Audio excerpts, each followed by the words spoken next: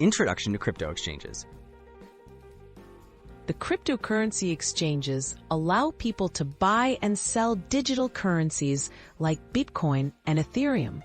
Behind the scenes, these platforms play a key role in securely matching buyers and sellers.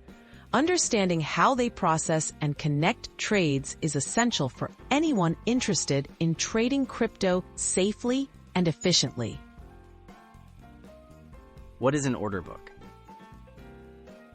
An order book is a digital list on the exchange showing all open buy and sell orders. Buyers set the price they're willing to pay, while sellers set the price they want to receive. The order book displays these offers, making the trading process clear and organized for everyone involved. Types of orders in crypto trading. There are two main types of orders: market orders and limit orders. A market order buys or sells crypto instantly at the best available price. A limit order lets a trader set the price at which they're willing to buy or sell, waiting for a match before trading occurs.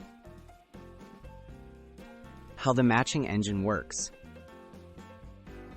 The matching engine is the software that pairs buyers and sellers.